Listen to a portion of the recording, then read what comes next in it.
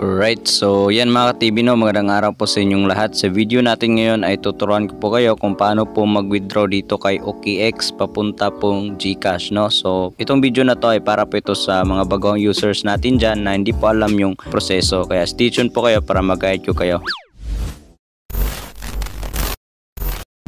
So yan mga ka-TV no, open nyo po ang inyong OKX account no. So dito po make sure is verified po ang inyong OKX account nang sa ganun ay makapag-trade po tayo no. So dito is meron tayong balance dyan na 900 pesos. So yan po yung i-trade natin or ibebenta natin dun sa P2P trading no. So kung hindi po nag-upper dito sa inyo yung P2P trading na option, so itap nyo lang po ito sa left side sa itaas itong parang box dito. Ayan, tapos dito may makita kayo dyan na P2P trading. Itap lang natin yan. Okay, so pindutin natin yan. And dito makita nyo po dito ay para lang po siyang Binance no, dun sa P2P ni Binance. Wala po silang pinagkaiba, pareho lang po no. So dito pwede ka magbenta ng USDT, USDC, BTC and Ethereum.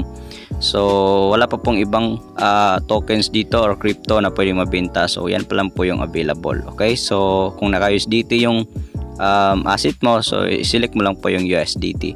So ngayon ililink muna natin yung ating GCash dito and make sure po yung OKX account mo at GCash ay magkapareho po yung pangalan or information. Okay, so itap mo lang dito sa ibaba yung profile, tapos piliin natin itong payment no.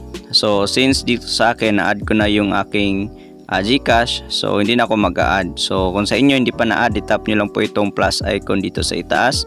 And then sa currency, PHP, and then sa payment method, so marami po yan. Merong bank transfer, GCash, Pimaya, at marami pang iba na mga bangko na available dyan sa ibaba. So halos lahat naman nata na mga bangko na nandito sa Pilipinas ay available po dyan.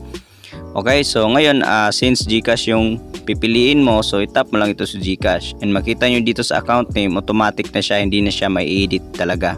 So dito sa phone number, ilagay mo lang dyan yung GCash number mo and then yung QR code. Okay, doon sa GCash mo din, tap mo lang itong add. So ganun lang, kadali kung paano mag-add ng payment method dito.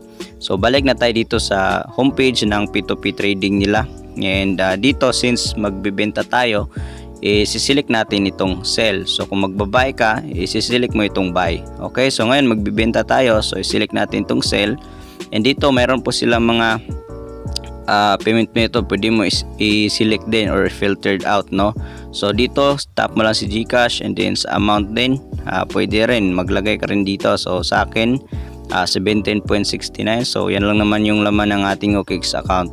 So dito is meron na po sila mga featured seller or buyer, yung mga legit na talaga yan. So yan po yung pinakamaraming transactions. And titignan nyo po dyan yung transactions, and of course titignan nyo kung gaano ka taas yung percentage ng kanilang pagiging buyer or seller dito. So marami pa naman yan sa ibaba. So ngayon i-select natin itong sell, click natin yan, tapos sa amount i-max mo lang and then sell USDT. Tapos dito sa payment method pwede mo pang palitan in case na nagkamali ka. So mayroon po yung arrow dyan and yan pwede mong select okay kung saan mo gusto. So GCash naman tayo, so tap lang natin yung GCash and then confirm na, sale na natin. Okay, so ito na. So ngayon i-chat na natin yung seller or buyer no. So itap lang natin yung chat. And dito kailangan nating magbigay ng ating info. So kung hingiin nila, so ibigay lang natin. So pag hindi, pwede natin silang i-chat dito nang sa ganun malaman nila na active po tayo.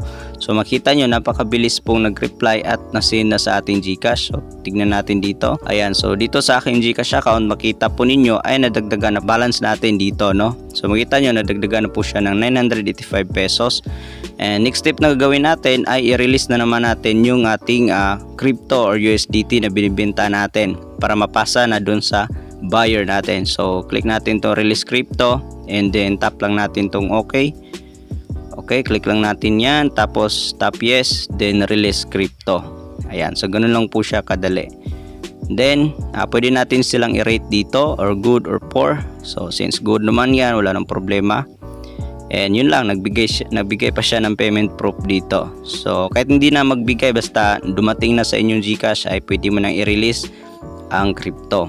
Okay, So ganoon lang ka-TV, no. So pwede na natin itong i-back, and I hope po na nakatulong itong video na to.